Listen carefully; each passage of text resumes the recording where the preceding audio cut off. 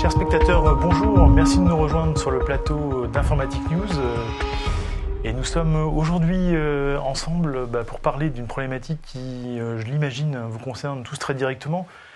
Vous n'êtes pas sans savoir qu'il s'est passé quelque chose du côté de VMware, puisque cet acteur leader de la virtualisation a été racheté par Broadcom. Et ce rachat a entraîné quand même beaucoup de changements sur le marché de la virtualisation.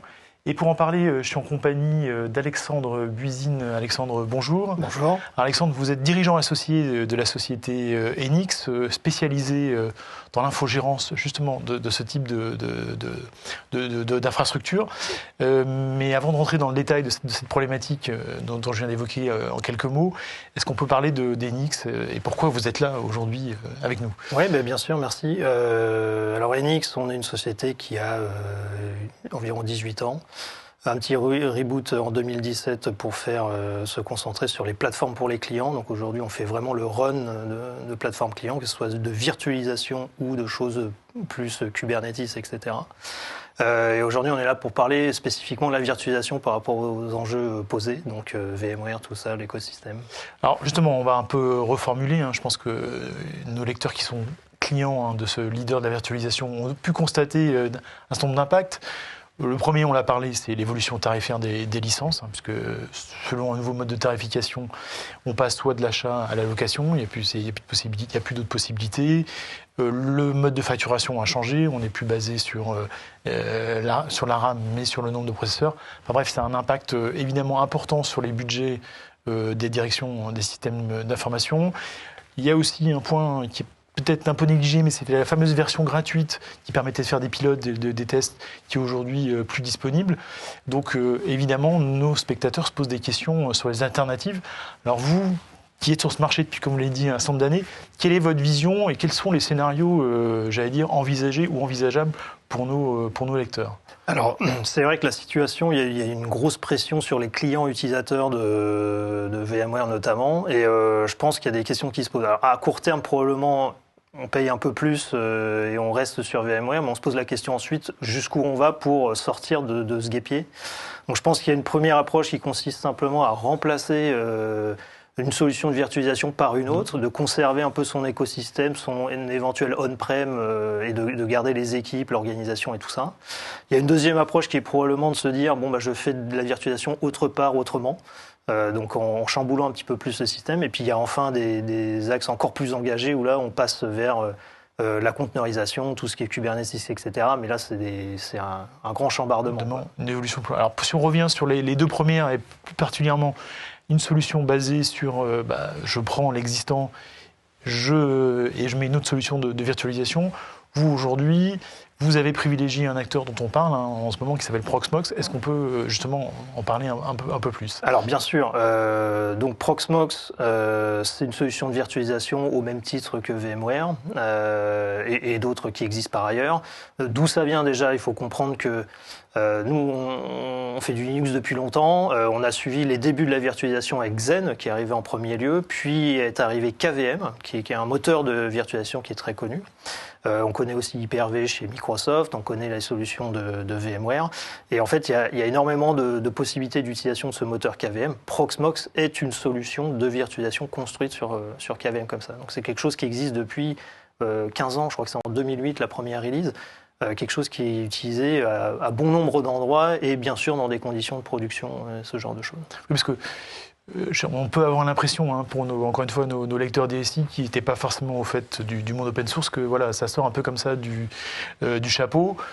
Mais évidemment, il faut rappeler que c'est pas une solution, c'est pas un logiciel comme ça qui sort de 3 développeurs dans un garage au fin fond de l'Autriche, parce que c'est une solution, il faut le dire aussi, c'est une solution d'origine européenne. Oui, tout à fait. Donc c'est quelque chose, Proxmox, qui est utilisé très largement dans le monde entier, qui est open source à la base, qui est made in Europe, effectivement.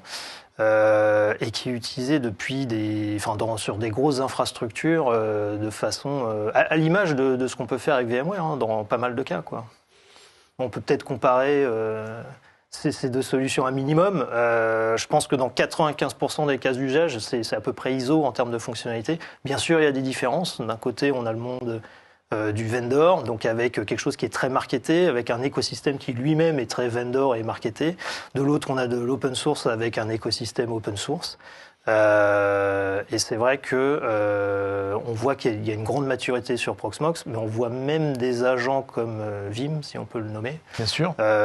qui sont très appréciés des clients utilisateurs de VMware, qui annoncent du support de Proxmox. Donc on voit même des acteurs shifter et proposer du support autour de Proxmox. Donc ça prouve un peu non seulement le sérieux, mais aussi la maturité du produit et des utilisateurs. S'il y a de la demande sur Vim, sur Proxmox, c'est pas pour rien. Pas pour rien. Alors, autre point important dans les scénarios on est passé un peu rapidement là-dessus, sur les scénarios que vous conseillez à vos clients par rapport à l'évolution, par rapport à cette solution de virtualisation qui est VMware, il y avait entre guillemets cette notion de vendor logging. Pour vous, Enix, en tant que cabinet conseil ou société d'infogérance dédiée au monde de l'open source, cette notion de se sortir entre guillemets, du piège du fournisseur, c'est aussi un critère important. Alors oui, c'est vrai. Les valeurs chez Enix, on n'a pas spécifiquement de paroisse. On aime bien avoir une certaine liberté d'action et ça se ressent dans le choix des technologies qu'on utilise. Donc comme on est des utilisateurs peut-être pas de la première heure de Proxmox, mais ça fait une bonne dizaine d'années qu'on fait des choses avec. On fait aussi du VMware, donc il n'y a pas de souci, ou même d'autres choses, d'autres approches derrière. Pourquoi on choisit Proxmox ? Pour cette liberté de positionnement de cette infrastructure. Ça peut être du on-prem, ça peut être chez un cloud, ça peut être... donc c'est relativement flexible. Et puis je pense que je rejoins les clients utilisateurs de VMware aujourd'hui qui se font un petit peu coincer sur le modèle économique. Là, au moins, le modèle économique... le modèle économique est différent. Donc, on fait appel à de l'expertise comme on faisait appel à du support sur une solution VMware. Là, on va faire appel à de l'expertise pour avoir le même niveau de service rendu in fine, quoi. Très bien. Alors... on a parlé un peu sur les cas d'usage, parce que la crainte de nos spectateurs, c'est de se dire, moi j'ai quelque chose qui fonctionne, avec un environnement de production, parce que on est bien d'accord là-dessus. Ah, totalement. Ça doit tourner, le fameux run, tous les jours. Vous l'avez dit, que 95% des cas, ça va être ISO, mais concrètement, qu'est-ce que vous, Enix, vous me garantissez comment pour que cette transition, que quand on se revoit dans 6 mois ou dans 3 mois, on se dit ça fonctionne, je suis en production. Si on cherche à rester dans le même modèle, par exemple, j'ai une installation on-prem avec, j'ai choisi mon équipementier réseau, j'ai choisi mon hardware, j'ai choisi mon stockage, j'ai mes propres guidelines et mes équipes, etc. Nous, on va avoir 2 axes d'accompagnement sur le client. Un premier qui va être aider à migrer tout ça. Donc, ça consiste en quoi ? Ça consiste à intégrer ces différentes briques, le stockage, le réseau, ce genre de choses. Et puis, la deuxième aspect, ça va être le pilotage du projet de migration de toutes les VM qui peuvent exister d'un côté et de les migrer de l'autre, avec le moins de coupures possible. Et la bonne nouvelle, c'est qu'on peut conserver les VM et les transbahuter sur une autre solution de virtualisation, ce qui est ultra important parce qu'on est quand même sur des chiffres parfois monstrueux, des milliers, parfois des dizaines de milliers de VM à migrer. S'il faut que chacun en repasse un par un dessus, c'est pas possible. C'est pas possible, oui. Alors justement, si je vous fais de la transition, Alexandre, vous avez, des clients qui sont en production sur cet univers Proxmox, vous avez dit expérience depuis plus de 10 ans. Est-ce qu'on peut donner à nos lecteurs, nos spectateurs, quelques idées sur ce que vous gérez en production pour ces fameux clients, sans forcément donner les noms, parce que je sais qu'il y a une notion de souveraineté et des choses comme ça, donc il y a des gens qui ne peuvent pas forcément être cités à l'écran, mais en tout cas, des enjeux de volumétrie, d'architecture, aujourd'hui que vous opérez sur cette solution Proxmox pour vos clients. Oui, bien sûr. Alors c'est vrai que la majorité des clients qui utilisent Proxmox, mais un petit peu VMware, c'est pareil, ça va être des clients qui ont des capacités on-prem, donc il y a une forte part de marché là-dessus. Je pense qu'il va y avoir sur le on-prem qu'on fait, à 90% c'est du Proxmox. Bon, c'est aussi lié, les gens viennent nous voir parce qu'on est capable de faire ça.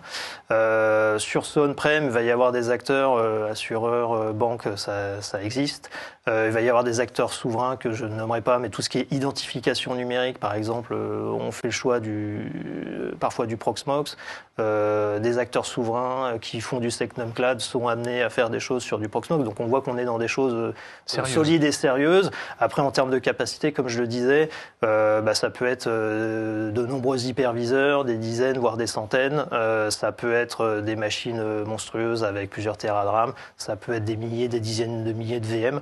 Donc on est dans des approches de masse. Industrielles, on va dire. Industrielles. Il y a aussi le reste, donc des acteurs plus modernes ou plus récents, mais qui ont peut-être une surface moins large, mais avec des enjeux de disponibilité qui sont tout aussi forts, voire encore plus forts, avec de l'exposition de services à l'extérieur et donc un taux de disponibilité. Des gens de la French Tech, des choses comme ça. Oui, voilà, tout à fait, mais avec cet enjeu de disponibilité, puisque le service est exposé à l'extérieur et utilisé par les clients finaux. Alors, je reviens sur cette notion d'industrialisation de la plateforme Proxmox, puisque justement, vous avez un savoir-faire autour de cette plateforme. Vous avez développé votre propre, comment dirais-je, package Proxmox, ou c'est ça ou... Oui, c'est un peu ça. C'est-à-dire qu'il y a beaucoup de gens qui venaient nous voir pour faire du Proxmox et on a fini par créer une sorte de distribution, on va dire, PPC, Proxmox Private Cloud, qui a pour but d'être le plus packagé possible, donc de la gestion de virtualisation, de la gestion de stockage, de la gestion de l'exposition de services et ce genre de choses, et d'avoir quelque chose qui est tout terrain. C'est-à-dire qu'on peut le déployer on-prem, on peut aussi le déployer chez un cloud provider. Quel qu'il soit. Quel qu'il soit. Ou même sur du bare metal. Alors, oui, vous n'avez pas de religion? Non, nous on évite les religions, on vient de l'open source. C'est pas pour ça qu'on n'aime pas les solutions vendor, hein. On est amené à combiner les technologies et à opérer aussi des plateformes là-dessus, il n'y a pas de souci. Mais on a Alors, question piège, ça peut être multi-cloud ou... Oui, il n'y a aucun... Alors, du cluster Proxmox étalé sur plusieurs data centers, qu'ils soient détenus en propre ou d'un cloud provider X avec un cloud provider Y, pas de problème. La difficulté, elle sera surtout sur les intercos et le niveau de disponibilité d'intercos, évidemment. Très bien. Bon, je crois que c'est déjà une réponse quand même à pas mal de demandes de nos lecteurs. Ça, j'allais dire, c'est pour le scénario, peut-être, je ne sais pas si on va dire le plus facile, mais en tout cas le plus identifiable à court terme. On a un peu évoqué au début de cette émission. Pour ceux qui veulent aller plus loin, c'est quoi la solution? La containerisation, ou c'est un peu le mot magique, mais peut-être aussi un peu valise, peut-être? Alors, c'est vrai que soit on garde la même approche, on change juste la techno, soit on remet en question tout ça. Et un des axes qui nous occupe beaucoup ces derniers temps, c'est effectivement migration à Kubernetes, la conteneurisation. Et ce qui est marrant, c'est à quel point ça peut être en compétition ou en collaboration avec la virtualisation. Kubernetes tourne sur du bare metal. Est-ce qu'on éjecte la virtualisation pour autant? Possible. Mais ça dépend des cas. Et c'est là où on accompagne pas mal nos clients. Bon, le débat de virtualisation versus containerisation, le débat il est ouvert, il n'est pas fermé. Merci Alexandre. Merci. Pour nos lecteurs qui ont évidemment une problématique autour de cette virtualisation de leur infrastructure, je pense qu'ils auront compris qu'il y a des solutions du côté de chez Enix, donc n'hésitez pas à prendre contact avec vous. Vous êtes évidemment là pour leur répondre. Merci en tout cas à toutes et à tous de nous avoir suivis. Je vous propose de nous retrouver une prochaine fois pour une nouvelle émission. À bientôt.